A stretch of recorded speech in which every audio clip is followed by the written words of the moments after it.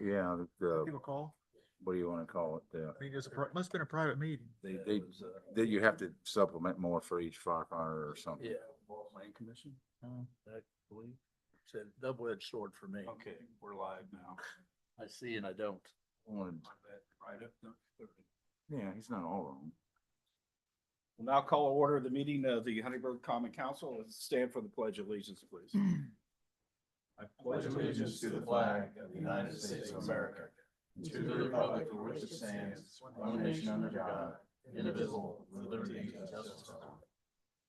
Let's pray. Dear Father God, thank you for those that are here today that are here for the reports and those that do the good work of the city. We ask now that you be with these council members and that decisions they make today may be for the benefit of all citizens of the city of Huntingburg. For these things, we ask your precious son's name. Amen.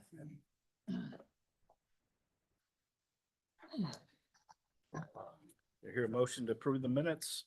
Make that motion. I'll second the motion. Got a first, second, all those in favor? Aye. Any opposed? Motion carries. Approval of claims. Motion to approve the claims. I'll second. Got a first, second, all those in favor? Aye. Any opposed? Motion carries.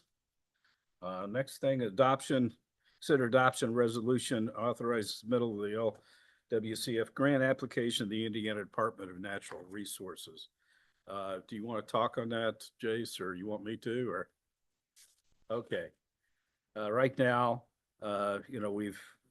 we've gotten 489 public comments on the design of and what they'd like to see in the parks. And, some of the issues we've had obviously is old equipment. We worked with a company last year to take a survey of our equipment. What can be replaced, what can't, what can be repaired, and what can't. Got rid of some of the items. We also have some playgrounds are age restrictive, and the fact that you might have a 4-year-old, you might have a 10-year-old or 11-year-old. And right now, those are segmented in our parks. We're looking with the new one to be able to have totally accessible, ADA accessible playground. That's also where we can have sections for a 4-year-old or an 8-year-old all in the same park. So if there's parent or guardian there, they'll see them. They have benches they can sit at and watch, or they can be a part of it. So this right now we're looking at it's about $1.1 million. Hoping that 50% of it will be covered by the LWCF grant. We're also going to, you'll see that we have submittal of utilizing some lit of about 190,000. We're hoping that we can be able to pull some of those from donations. Before we've worked with the Creating Places grant. We've done that on alley activations, which is a matching grant that'll pay you up to 50,000. So you raise 50,000 donations, get 50, and try to get that number down.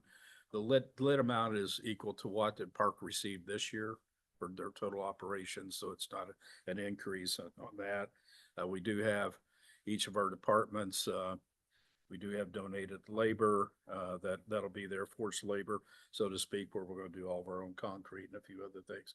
So it's not just pure everything there. So I don't know if you want to speak to. We have our grant writer here from Region 15. The project, as of closing of the survey today, has received 499 responses, which is the largest survey we've ever hosted. I think all but 11 were in favor of the project moving forward. The public has been very engaged on. Yes. Could you come up Oh, to the I'm sorry, podium yes. so that they can hear you? Yeah. Thank you, Pam. I don't know. For that. You've been here before, you should know. I should know. Today, we have 499 survey responses. Overwhelming majority is supportive of the project. I think about 11 were not supportive. The project is, as the mayor said, going to be a fully accessible location for residents of all capabilities, including new ADA access from the handicap parking spots on both sides of the playground. So we'll be able to get there including new benches, shade cover, those sort of things, picnic tables. As of right now, the total project cost is $1,524,043.13. This is a lot of force account labor, and that is where the city's employees will be doing the work, and the city will be getting a 50% reimbursement on that. This is the concrete work, the new lighting, all those fine details we've worked out with the city electric department and the street department, all that. That's, and a lot of that lighting, we need to change anyway. It's metal halide lighting that electric company will send over to upgrade all those really fixtures down through there. But we need to upgrade the heads of those anyway. Some painting of the poles, some pole replacements. We have poles that are broken and not very steady right now. So try to roll all those things into the grant and enhancement of the park that really over the next, really 2028. So these are federal funds that are, you apply to the Indiana Department of Natural Resources. And once you pass the state application period, you are then moved on to the federal application period, which is through the Department of the Interior, the National Park Service. And that approval process can take up to 9 months. So that's usually not started until the end of the application year. So we would anticipate, if selected, receiving our state local award announcement and documentation to sign in the fall of 2027. So in about a year. And then I would anticipate construction could start by the end of 2027 with completion of construction work within a calendar year. This is all subject to, of course, weather, to, of course, the funding at the federal level when they approve things and how long it takes. Your preliminary engineering design is nearing completion with Cash Wagner. I have the preliminary environmental report ready to submit with the application. There will be more in depth at the federal level period, but we have everything taken care of for the state level application at this point. So I would anticipate the funds being expended end of 2027 through 2028. As of right now, you are looking at a grant request of $756,702.88. The maximum you can request is $1 million, and that's a 50-50 grant. The city's local match is $767,340.25, and the resolution before you today is confirming that the city is committed to the local match in that amount, and it is broken down by the department and where it is coming from. I know that's a lot of information at you. So this is all set up for the main park. Is this gonna be scattered between the other ones or just in one? This is one big playground. One. Okay, okay. It is roughly a quarter of an acre, and it will take place of two, if you'd like to Oh, see. sure. It will take place of the two existing playgrounds sitting there. It will be baseball themed on the Rockford Peaches, and it will be a great be fun. welcome playground to the stadium and to the park. As the mayor said, this will be accessible for kids and adults of all ages. So And no where, more. I'm sorry, where in the Yes. park will it be? So you know where the volcano tower is? Right in front of Lisa. Right in front of the. Right Oh, um, right, okay, It's the okay, one next to the shelter house. okay, It's near the restrooms there. by the gazebo, Yeah. kind of in that area. So that Yeah. one and the smaller one behind it will be removed. Mm-hmm. Groundwork will be done, and a proper foundation put in place. Turf will be applied, Mhm. for more ADA accessibility. And then, it will just kind of go from there. This is, was already mentioned in our parks plan from 5 years ago, and as well as our regional plan that we had for the upgrade of the equipment. Our parks plan, they're only valid for 5 years. Ours expires in 2027. So this will finish, this and a couple other projects will finish up the parks plan. Right now, Purdue University is beginning to work with us in developing the next 5-year plan.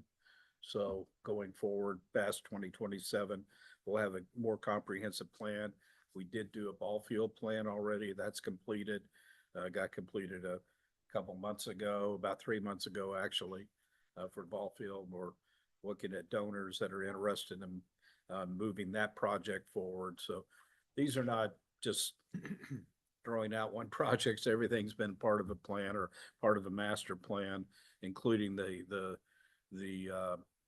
playground that's being finished up hopefully here on the south side. We had some quality issues with the installer. We've asked them to come back and redo some things there. But yeah, it's all part of the master plan.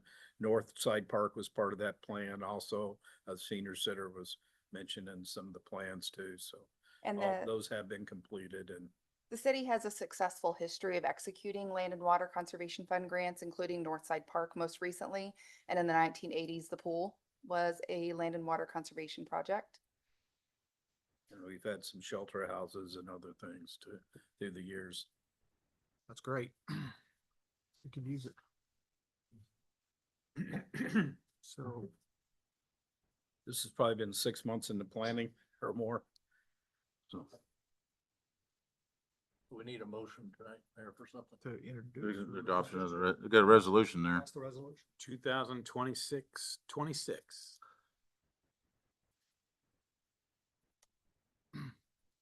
I'll make a motion. To adopt 2026. I'll second it. all those in favor? Aye, Any opposed? Motion carries. Thank you all for all your work. Good. thank you. Thank you. Thank you. Next, Energy Superintendent John Rudapolar. Afternoon, council. Oh, John. Off with the gas. We did install one new service this month, 1,200-foot long. The customer did pay everything after first 100 feet. So that was all taken care of. And we have 5 applications on file. Then we had a crew member inspecting our valves, inline valves. Last month, we did indicate a small leak on a valve over in the Ireland, just south of 56 and 500. There's 2 valves real close together. You can see I got a picture of it. Like I say, we picked up a small gas odor there. And we didn't really know what we had. Was it old valves? Was it poor welding? We didn't know which valve it was coming from, the leak, the actual leak. So we dug into archives and we found a picture which is very helpful. This picture is back from 2009, back when the project redid the intersection there in Ireland. We had to relocate our 6-inch gas main. Remember that, yeah. And plus they went back to off the intersection and replaced them 2 valves. Used to be plug valves, and they replaced them with steel ball valves. So before we started digging, we kind of looked at it. Very well, it's probably not the valves leaking because them are almost bulletproof, the old steel ball valves. We kind of recollected it'd be the caps, the line stopper caps. We've had them in the past where maybe they got a small leak in them and they just needed tightened. So we kind of figured that's probably what it was. So it's pretty nice digging down, knowing what we were going to find. And we didn't find a big mess. So we dug down, sure enough, both of them ball valve caps, or the line stopper caps had a real small leak in them. So they unwrapped them, tightened them down, retested them, took care of the leak, filled it back up. I think we started like at 8 o'clock. We were done by 11 o'clock that morning. So pulls the road down. But like I say, we knew what we were getting into, and pictures helped a bunch. We got on our GIS, and luckily we found it. So that was all taken care of. And the crew did change out 51 meters this month. leaving roughly 200 to go to get off the Itron system. We're on to the census.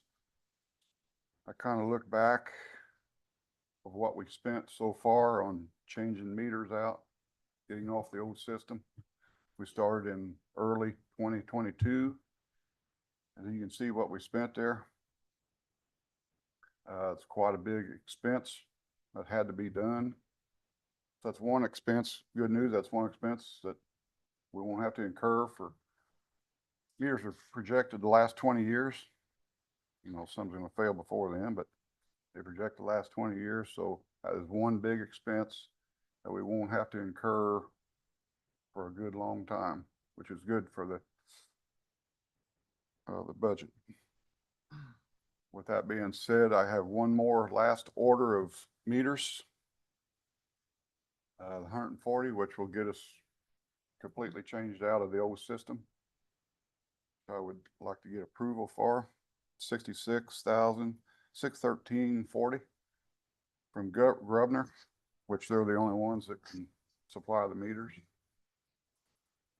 And that will pretty well get us off the Itron system. Were we in contract at the beginning to get the same price all the way through, or was that just, it, They wouldn't, are these fluctuating as they go? Yep.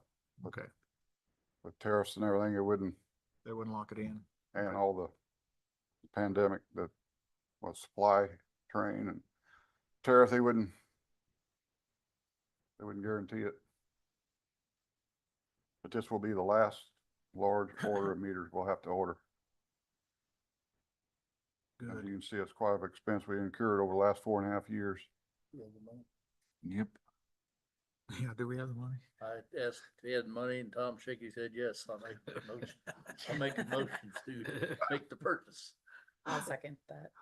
We have a motion and a second to purchase. All those in favor? Aye. Any opposed? Good deal. John's done a good job of managing expenses and repairs in electric departments, so, and gas, so. Any other questions in the gas? Move on to electric. Did some more tree trimming, which is never ending. There was 5 trees down near the St. Henry 1100 that really need trim, so we did talk to the homeowners. Kind of told them what we were gonna do, probably what they're gonna look like. So they just said, go ahead and take them all down. They're right underneath the lines. So they spent a couple days taking, they were pretty good sized trees. So they got them all down.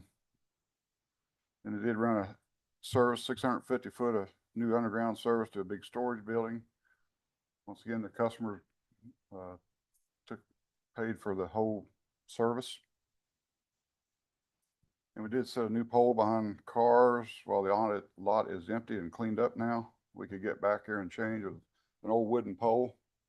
So we changed it out to one of the ductile poles in case we can't get back here with trucks after that's done, the construction goes on there. And then we did do our yearly oil test on our substation transformers. The PLC on the north substation come back below standards for the dielectric breakdown. So we're going to have to come in, we're going to have to drain, we're going to have to take the north sub offline. We're going to drain the TLC tank. They're going to refill it, test it. And you can see I got a picture of the transformer and where the TLC, the load tap changer is. It's 150 gallons of mineral oil they'll be changing out. But it's getting below standards, which we don't want it to go much lower. So it's a good time to change it out. So they're gonna let us know when they can schedule it. Where's this one located at? What's that? Where's this one located at? North sub, Okay. just the tap changer for the That'd main be a tank. power outage as part of that, What's that? power outage Yeah, during we'll that have to time. take the sub down, switch loads to the central sub. So just load- be during Will the it be like a changeover. flicker or will it be like a, like? You an won't even outage? notice it. You won't know it. You guys are so good at your job. Thank you, John. what the tap changer is, it's similar to a transmission in your vehicle. As your speeds pick up, your transmission shifts gears. Where the transformer, the more load you put on it, it changes the high voltage in the transformer to kind of meet the load. And instead of, it's got to be immersed in oil because you don't have no arcing. And if you have arcing, then you're gonna have problems or to damage the transformer, and the transformer over $1 million. So You don't want to hurt that. we did get an estimate, it's like $5,600. So fairly inexpensive compared to what the value of what you got there. Exactly. Any questions on the electric? Last week we had an outage during a storm. Was that a tree? Yeah, I took the north sub out, or not the north sub, northeast circuit out of the central sub. It was temporary, but people were asking what it was. Yeah. We got an alarm that we lost the northeast circuit out of the SCADA system. So everybody knew where to head. It was out for 14 minutes. Yep. We had it back in. Huh. Pretty good. Then we had a little isolated problem at Touch of Class building here, where lightning might have struck an arrestor, caused the fuses to blow. So we were out there for a little bit, but we got the line back on in 14 minutes. So everybody knew where to Kind head. of spoiled. Good If job. People are, yeah. The electricity was out for 15 minutes. What could have happened? You know, like, Like wow, there's a that's tree really limb- impressive. Good job. Tree Thank limb you. on the line, we got it off and turned it back on. But it's, Was that just half the town then? Is that how much we lost? I wasn't even No, looking. it's No, it's northeast one- circuit's one kind corner of. of One corner? So, and we were out at work. That's the only reason I knew. Okay. Mhm. Thank you. But this is, I mean, just looking at your report and how proactive you are. Thank you. Because that really helps to be ahead of the game instead of behind it. I think that Absolutely. really helps our, Got keep our good cre- power on. Got good That's a lot of crews. trees too. A good crew, that helps. yeah, I hear stories from friends and relatives that live in other counties and other areas of Indiana who not, that are having a power outage once a month is not uncommon for them. They're like, oh yeah, it just And having happened. it to last for several days. I've Please. lived through that. in Work on your Indiana, maintenance year after year. Yeah. Update your maintenance, your system. It helps. so. You Yep. got a good Absolutely. crew. Thank you. Thanks, Tell them John. thank you too. Pass Yeah. them Thank you. along. Our thanks. We thank you. Yeah. yeah. Thank you. Appreciate it. Yeah, I met with a gentleman last summer that moved here at a technical company, moved here for that reason. He had too many power outages where he was living, where his business was, and said, I'm gonna come here because I can get reliable electricity. It's just, you get it frustrated when it happens, but it doesn't happen that often. Right now, we have Water Superintendent Jerry Austin. You have a guest today asking for more money or something? That's not, We'll get you out of the way first. it's not good when he comes. Yeah, listen at you. Nope, as you all know, our filter rehab of 5 and 7, we've been working through that. That has been completed. We've been running that for almost a month now with no problems. We've drained the filters. We've looked at the filters since we put them online. We see no physical issues. That project started. We did have to ask for a extension on that project. Past that, no other money was spent other than what was projected in the project cost. We did have a little incident there with the application of the liner and the filter cells that warranted the project extension. So today I included in the board pack the final pay request number 4 for Kiefer Brothers. The task order is in there, and then the certification for submittal of completion, and then the warranty for the Obic liner system. That project comes with a 1-year standard warranty from the from Kiefer Brothers, and then the Obic system actually comes with a 10-year warranty on their application and their product. So from there, I did, like the mayor said, I brought John Wetzel with me. That way he could speak on this. If you guys have any questions for him or myself, we're here to answer anything you need. You got anything to add to that? One of the comments I have for John is just that when he met with us several months ago, he laid out what he thought was happening under all those layers of concrete, and he was right. So, what he suggested we do was absolutely necessary, and I think you hit it right on the head, what was occurring, how you knew that was happening under those layers and layers of concrete that are there, but, And I think this is one of our more successful projects with no overruns. Everything was kind of, right? I mean, it seems like it was, We hope we got a really good product. We did have some issues with the first application of the liner, but that was. but I think that was addressed. corrected Yeah, we ahead spoke of time. about You know, that. I mean, We I had think that 'em- it's like everything that was, those have been corrected. So I feel like it was a really well done. To the Good mayor's job for point, everybody. we did hope we found kind of a smoking gun with some bad places in the concrete that were repaired even prior to the liner being Yeah. put on. So we did find some bad areas, and hopefully that in and of itself would make a big deal there, that liner. We do expect that to serve its purpose, so. And we did do, we spoke about that in previous council meetings, you wasn't here. But we did, like you said, we repaired the concrete structural issues. We did hydro tests. It did hold water. So the liner at that point is just an extra added insurance, if you will. We know we have structural issues like this in other parts of the water treatment plant that we've had to do injections in for small leaks. So the liner is just that extra added insurance that we're gonna not have any issues there with water loss moving forward. Good work, guys. Thank you. Good work. thank you. Nice job. Thank you, and we do Excellent. appreciate you allowing us to provide our services to the city, so thank you. Mhm. Thank you. So it looks like there's 3 action items there. Got the final pay request to be approved. And the engineering contract, that's not an amendment, is it just a reallocation? It's a reallocation of Reallocation those. of the funds. Yeah. No additional money is being spent, but it's allocated from different services that weren't needed and services that overran an estimate.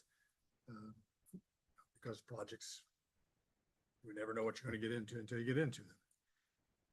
And then you got the third thing is to approve the certificate of substantial completion, and I assume you were recommending that. Yes. So you need a Separately or I'd do together? each one separately, yeah. Final pay request. 266,700.39. Make a- Kiefer Brothers. I'll make a motion to approve the payment. I'll second it. Got first and second, all those in favor? Aye. Any opposed? Right, motion carries. Now the contract amendment, and really it's just reallocation of the task, right? So within it, so it's not additional money. Make a motion to accept the contract amendment. I'll second that. All those in favor? Aye. Any opposed? Right, thank you, motion carries. Now the certificate of, actually, it's a final completion, is that right, or substantial? It's called the certificate of substantial completion. There was a couple punch list items that were taken care of by the contractor, so feel like they have completed everything. Okay. Your motion to accept, Make a motion to accept. I'll second it. all those in favor? Aye. Any opposed? All right, motion carries. It didn't cost us as much today as I thought you would. Thank you. Now let's don't forget the money for it. Usually you want money. Well, get him out of here. Oh, we got the money.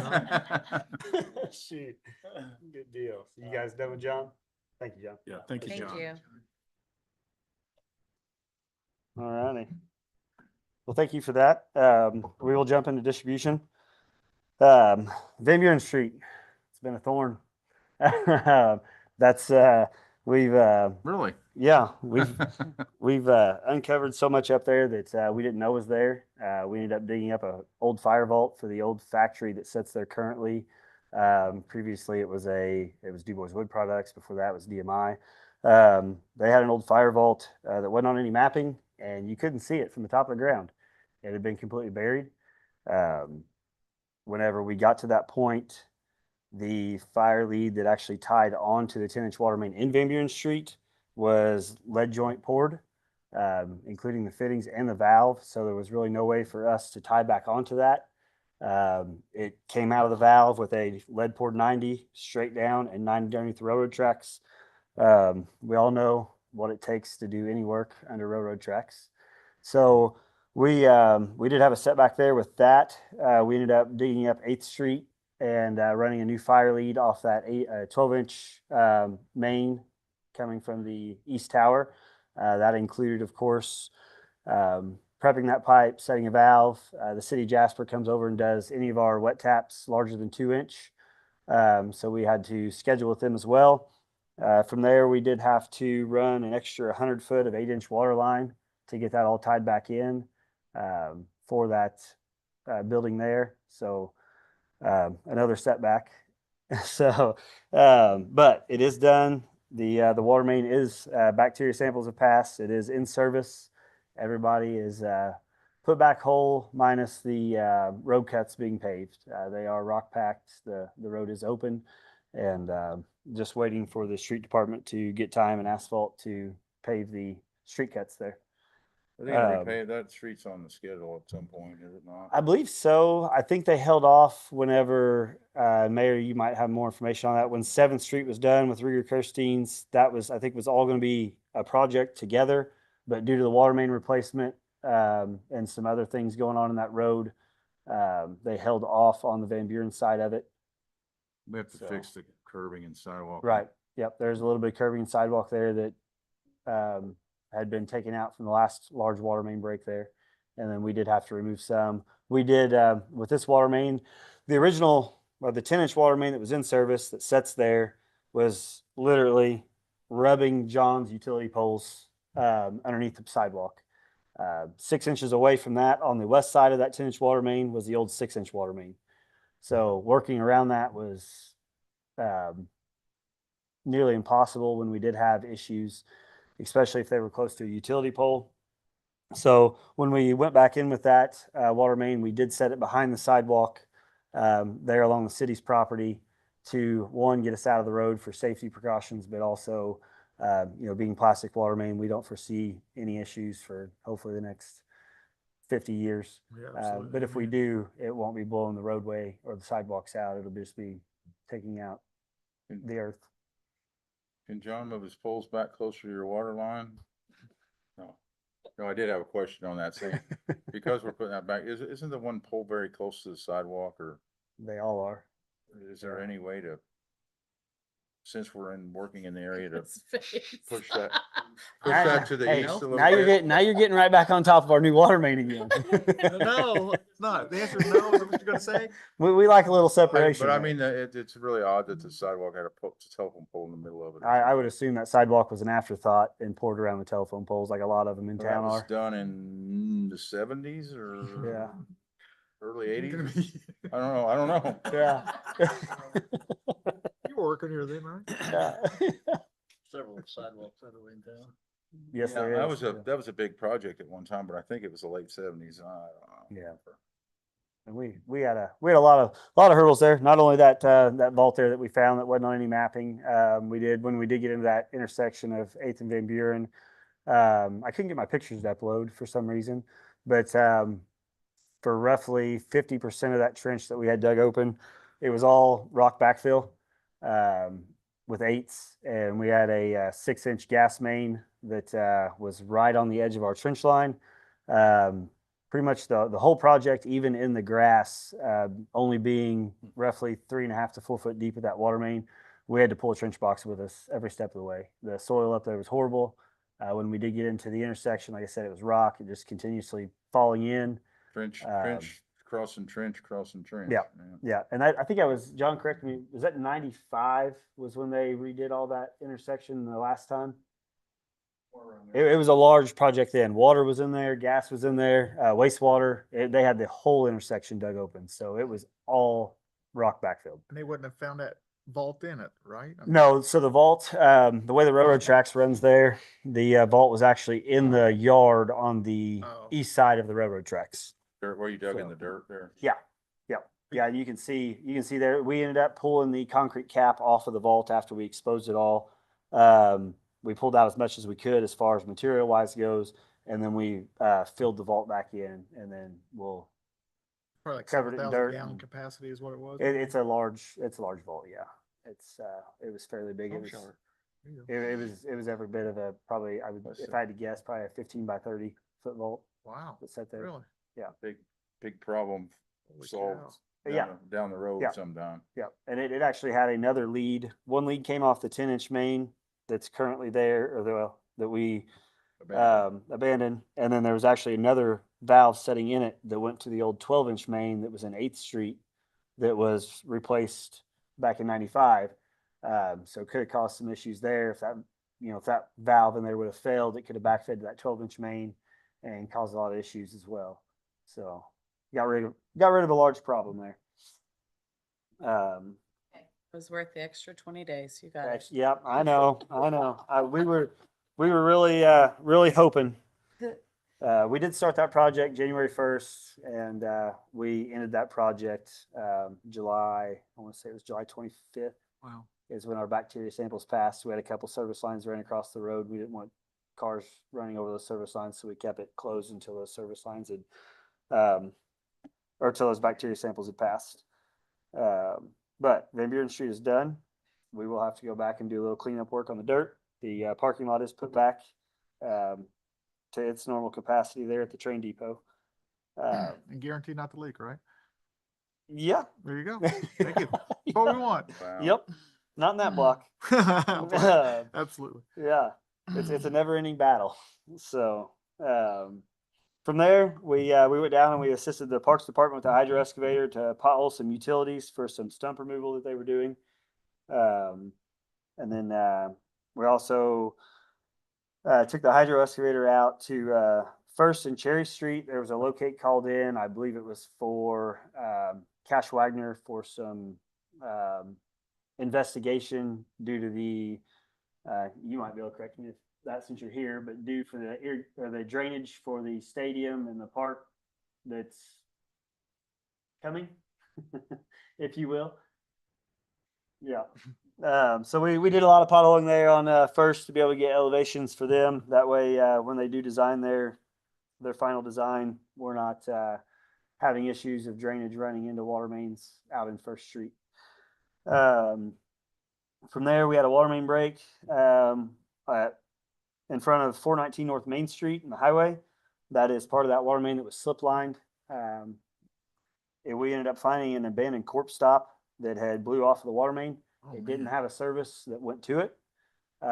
This just goes back to with the last 8 years. Anytime we find anything like that, we remove it. Anytime somebody abandons a service and they're not going to use it, we remove it in its entirety. We worked about 11 hours out there. It happened at 11 o'clock that night, and we had about 11 hours in that just due to traffic control, the amount of concrete and that's in the road and everything there. So we got that taken care of. From there, we also followed up with that following week with the street department to help patch that hole in the highway with asphalt. From there, we had a service line on the south side of town by the old Tasty Freeze. That water service does not run like any of our maps do. Our map showed that it came directly across the highway. It did not. It came out and 90'd and ran along the side of the highway on the east side of the road. And it's old black rolled plastic.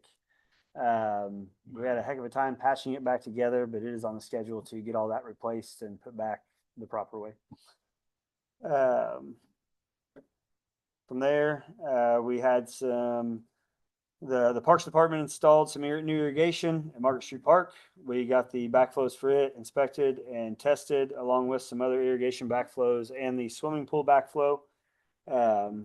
Taking care of that. And then we assisted wastewater in changing out some sewer meters at Far Best to be able to get them over on the census system. That way they had those that failed. This only helps the billing department out, as nobody has to go out and physically read those meters anymore, bring the reads back to the billing department, and then them have to manually input those meters. They're able to pull them down with the census system. automatically does the work for them with, as Debbie Ayers loves me saying, with just a push of a button. Push the button. There you go. It's way more than that, I promise. From that, our filter plant is running as should. We have had a struggle this month with the heat and the rain. Our lake is full, thankfully, with all the rain that we've gotten, but it has caused the lake to roll. So we've had about a week and a half where we have either not been able to run the filtration plant, or we've only been able to run it for a few hours at a time due to the conditions of the lake with all the dirt stirred up.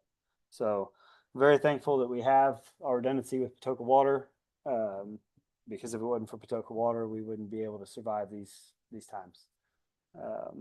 We're fighting low lake levels last year, weren't we? Oh, we did there towards the end. Nothing that was too alarming. We finally got, the rain broke and helped us out there. We were getting, Jace was still out there at that time. We had talked about drought prevention and what that looked like as far as getting that rolling, because it did get close there last year. With this, we've fought, talking about the water treatment plant, we always fight these last few years. We fought algae a lot. I've brought that up the last few council meetings, that'll be the next project we're working towards. John will be involved in that one as well.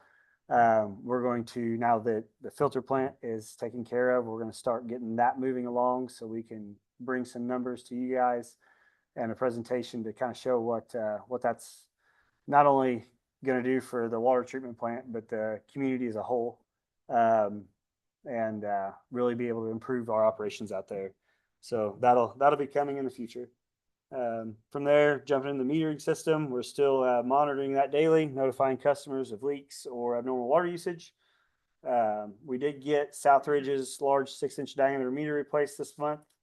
That was about a 4-hour water outage out there. We kind of had to rebuild the whole vault.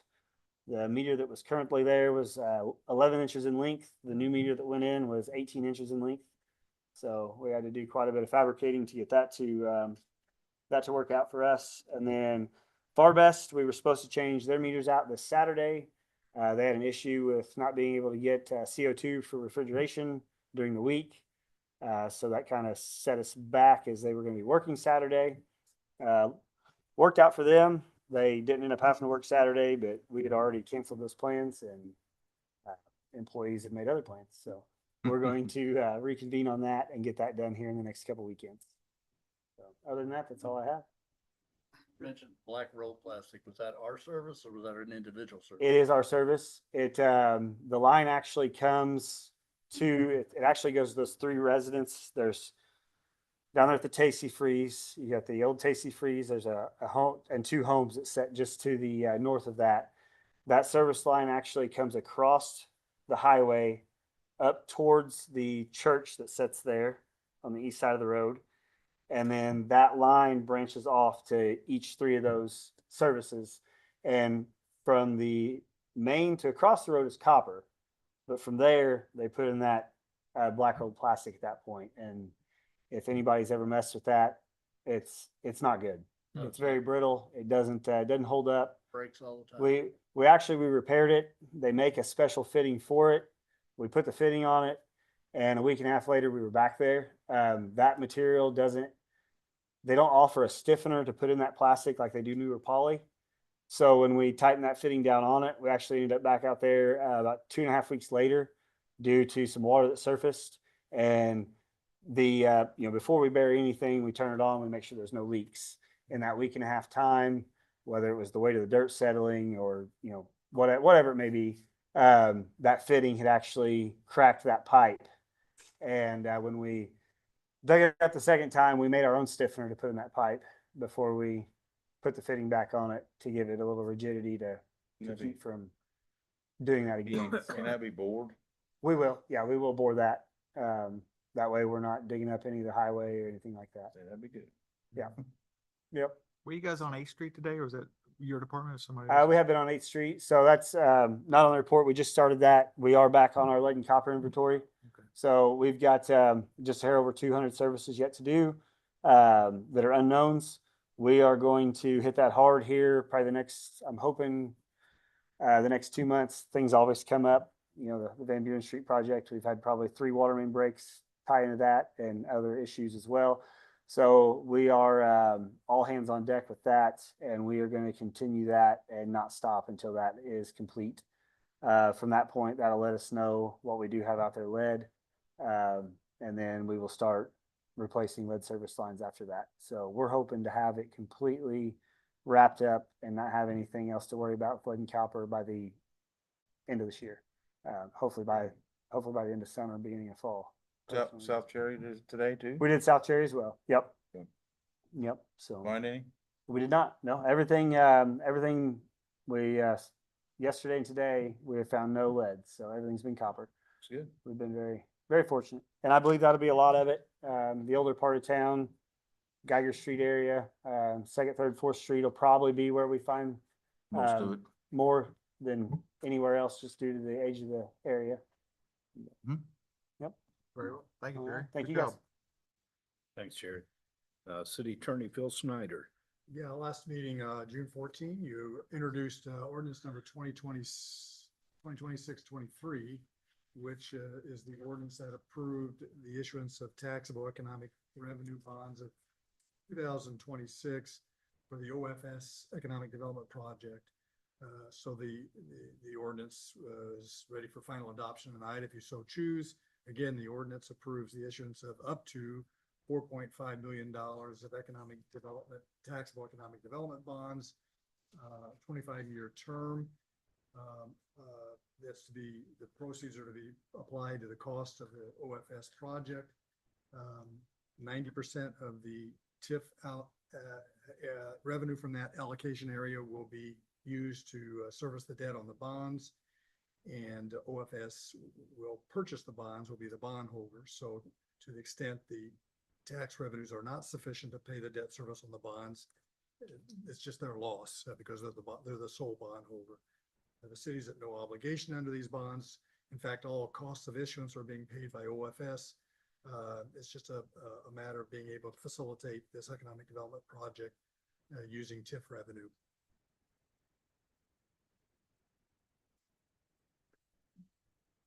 Okay. So you need a motion to approve? You would need a motion to approve, yes. Adopt. Adopt. I'll make a motion to adopt. I'll second the motion.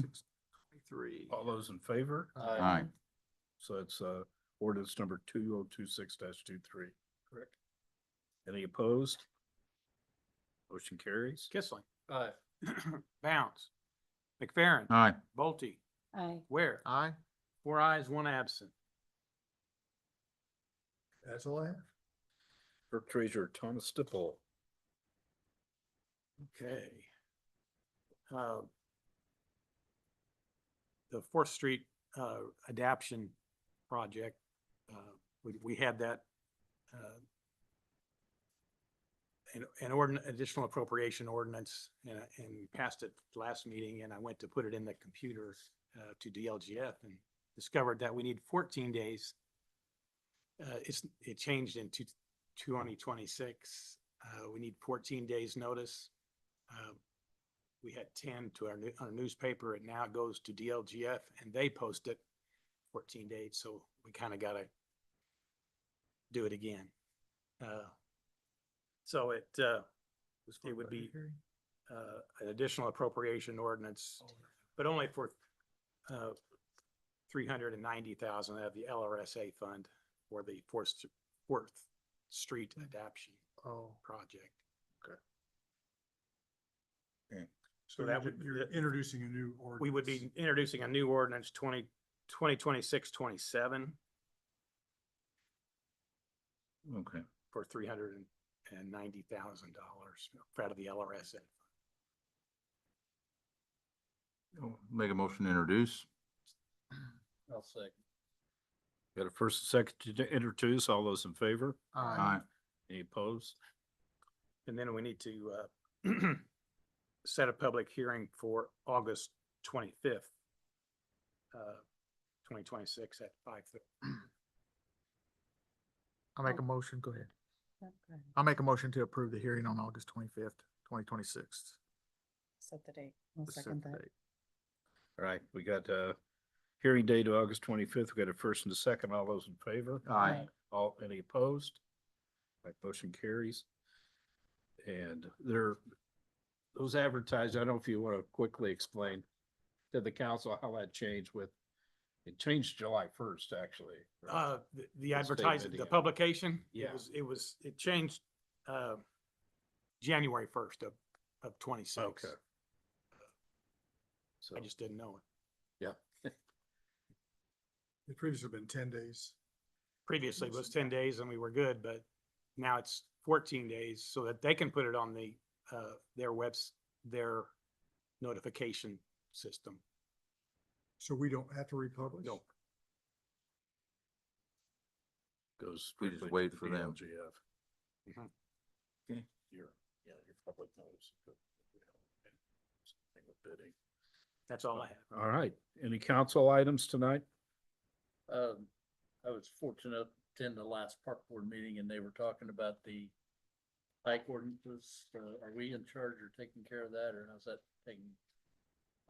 It will be, we've got to ask, we're asking for recommendations first from the Parks Board, but as well as the Board of Public Works and Safety, since they regulate the sidewalks and activities there. So we're moving forward on it. Yeah, yeah. Once we go through the Board of Public Works to get their recommendation, we'll come back to the council with the recommendation, what those two boards have recommended. Didn't want to be a dead object. Yeah, it's not dead, so I apologize. Yeah, one thing that I hadn't considered was the Board of Public Works recommendation, for that we'll meet next Thursday, first Thursday of the month, so.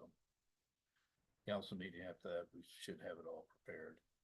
Good deal. Just in time for kids to go back to school and Yes, when they come in. exactly. Any citizen items today? Yes. Just, Just if come- you have any, just come to the podium, state your name and speak clearly and loudly, which I know you do, so we're okay. You You do. know where I come from now. And my family's not quiet.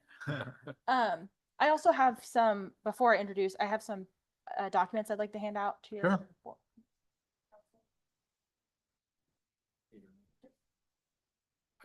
know. Thank you. Thank you.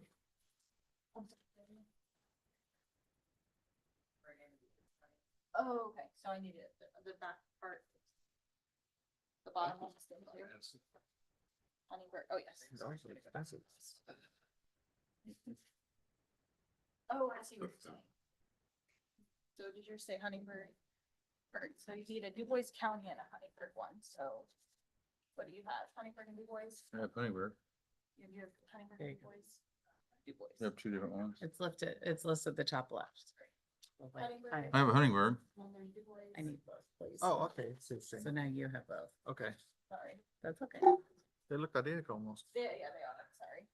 Thank Now you. need a Huntingburg. You need a Huntingburg? Yeah, thank you. Wanna use it? Yeah, I'll put that. Yeah.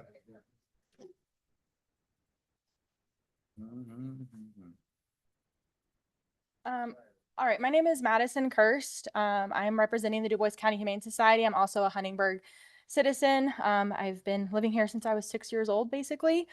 Recently moved back in the last 5 years. My husband and I own the Bungalow Bar in St. Henry as well. Involved in a lot of stuff too, so. But I'm here today to ask the city to undertake a comprehensive review of Chapter 98 of the Huntingburg Code of Ordinances. This is on a basic decision. I'm not sure how much of all the common council is aware of what's going on, but over the last couple weeks, the city has decided, due to the Humane Society's, we are unable to take in strays at the moment. We are at capacity. The city has made the decision to not intake strays at the moment because of holding capacity limitations. And then again, we have limitations of not being able to intake. This has exposed a significant gap in the city's current animal control policy.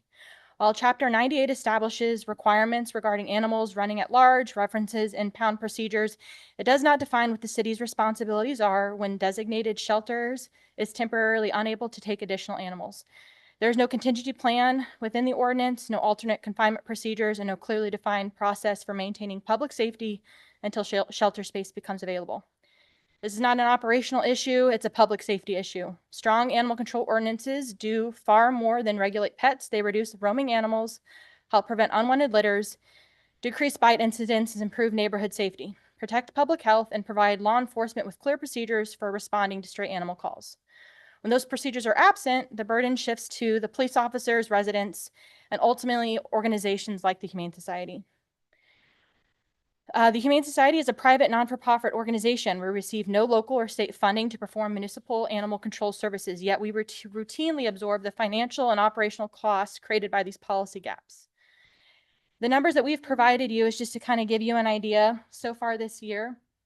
So in 2025, we took in 15 stray dogs. I want to be clear, that's not the amount of total stray animals that were picked up by the police officers. That's what was unclaimed and ultimately transferred to the Humane Society. As you can see in 2026 on the Huntingburg, we're already at 11 for the year, far surpassing to double what we're intaking as true stray animals that are coming in. Basic veterinarian costs for those animals are listed as there as well. And then kind of what it costs for vaccination and rabies are listed on that sheet as well, just to give you an idea on cost. That's cost not that the city is accruing, that's what the Humane Society is accruing at the moment. Across all municipalities, caring for stray dogs cost the Humane Society approximately $270,000 in 2025. With another $124,000 already incurred in 2026, our average cost is about $58 per day. Every stray animal represents weeks, not days, of care before an outcome can be achieved.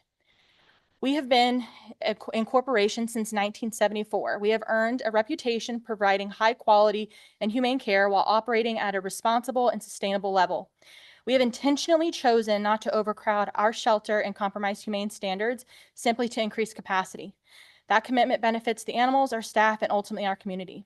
However, it should not result in the Humane Society becoming a default solution for gaps in municipal policy. We're not asking Huntingburg to reinvent the wheel.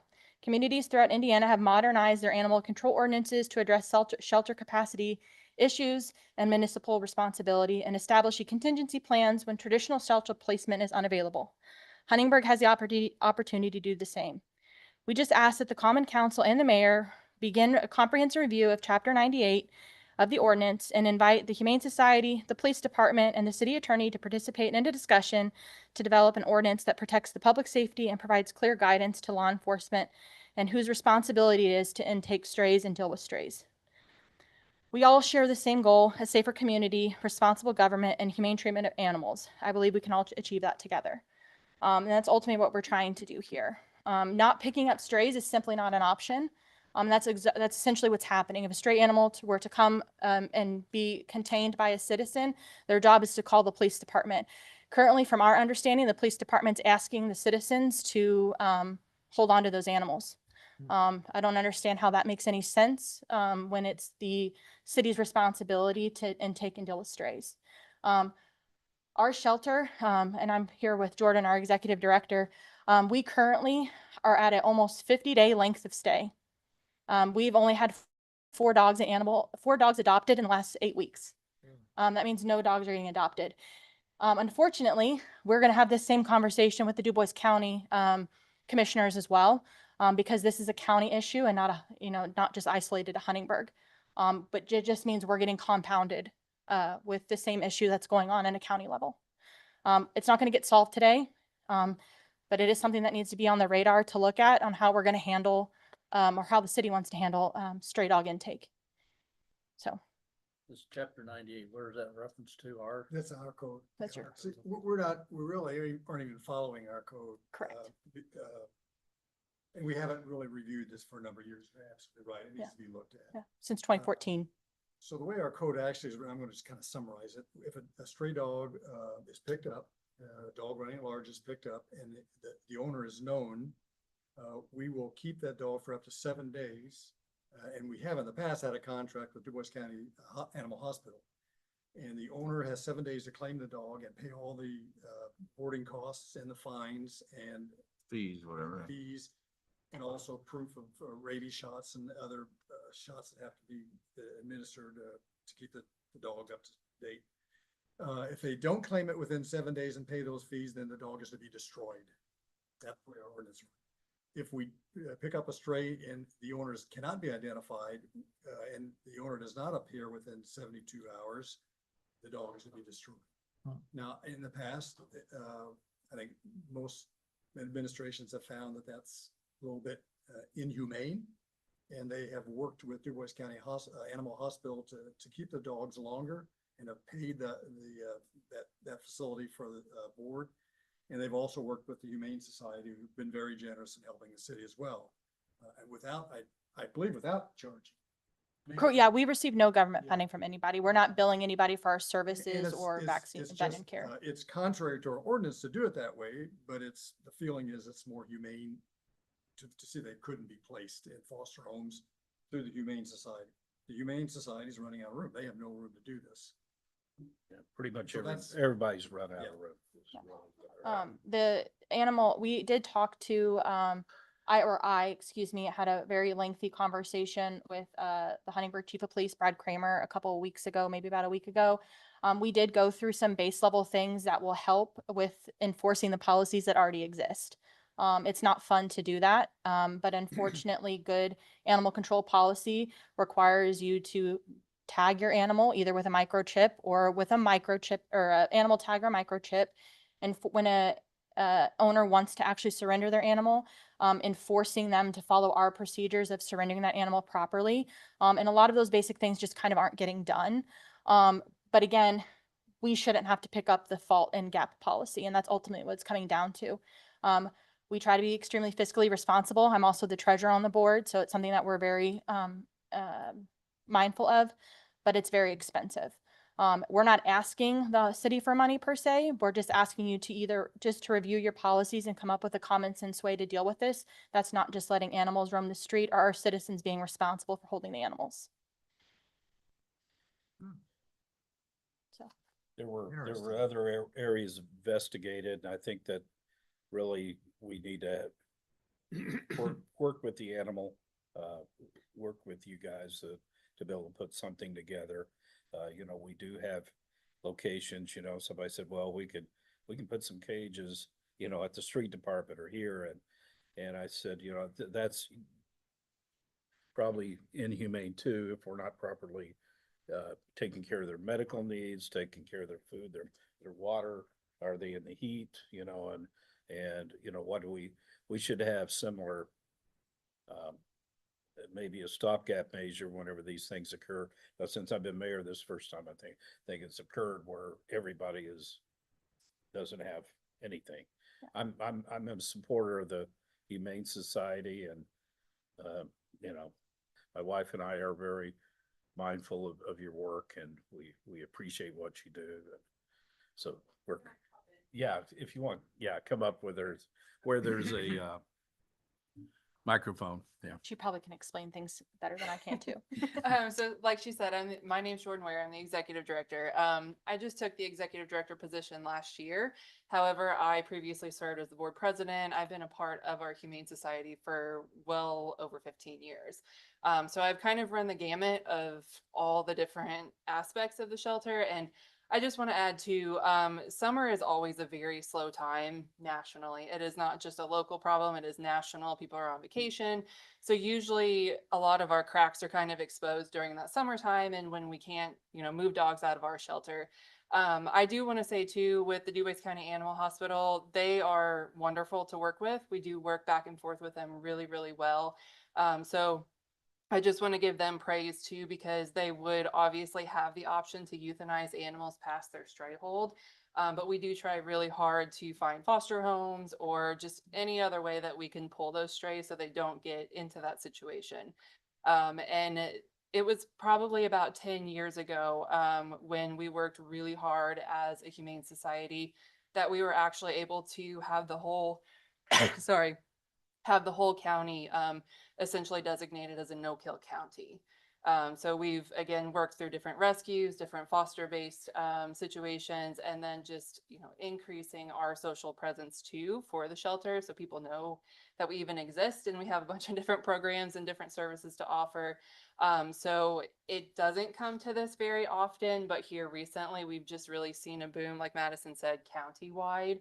And we just really think that if there's some, different ways that we can either one, help resources people in the community, just so they know that we're here. We can do different microchipping options, help with that reclaim process.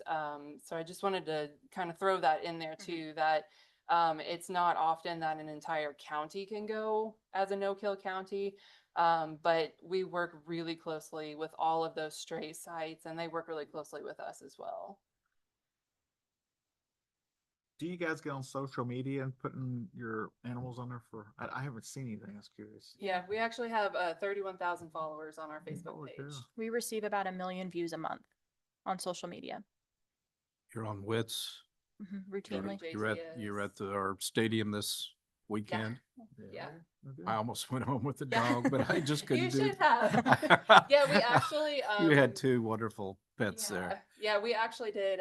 We brought dogs over to League Stadium per the Snowballs and the Bombers request, and we had one of our adult dogs get adopted. Oh, awesome. And we were able to then fill that kennel, but we're also pulling from all municipalities, so we're trying to be fair and pull one at a time from each one. So we're trying to help everybody. If you look at other humane societies around us, Wark County, Spencer County, they are stacking kennels on top of each other. We refuse to do that as a board and as an organization. And that's what we're really trying to prevent ultimately too, because nobody wants to see that and be a part of that. So it is a issue that we're trying to get ahead of, and that's why we came to the council today, in the hopes that we can start those discussions on some better ways that we can go about how we handle it. I think working with you is a great idea. I mean, we're right now, it's not our expertise is boarding animals, and that was a concern that we had. Follow the ordinance, we'd be shooting those animals, and I don't know an officer out there that is comfortable with that, and as well as myself. But it's also, when we take on temporary boarding of bringing those through, are we doing it properly? Are we doing it the right way? And we're not experts in that area. So, we would need some help to look at some options. I think definitely anything we can do to help prevent. The prevention is really when you talk about the chipping, and I was looking at some of our police reports. We did have some people that were cited for some animal violations back in June, and there were actually a few of them here. So, I mean, we are trying to do what we can here, but believe me, our officers love dogs, and I think that's part of the problem. It's, what can we do to take care, how can we take care of them properly if we are to be a part of the solution? So thank you for being here. Yeah, absolutely. Any questions? You guys, Yeah. I think I did kind of have a question. Yeah, but this you're is fine. maybe not. Is this primarily, because I think also like the cats, are they just? We don't like talking about cats. Cats. What? So I don't know. I will say, because I have had several people from the It's a lot. community discuss, the cat issue, and that's obviously a problem. And I had moved from Indiana. I grew up here, but then lived in Indy for 15 years. And there, our neighbors were constantly catching cats and then getting their ears clipped or working with a local veterinarian to kind of try to get them fixed, to sort of fix the problem. Is that? yeah, so we have a TNR program, trap neuter release is what it would be called. That is only available if we secure a grant. So it's not anything that we can fund. We really don't even hardly have the funding to bring all of the cats in that we do bring in. Simply because there's not ordinances that address it countywide. It really has always been geared towards dogs. So it's really difficult. I mean, there's millions of cats out there in the community, and Production rate's high. yeah, I've not been a part of any ordinance that have been put in place for stray cats.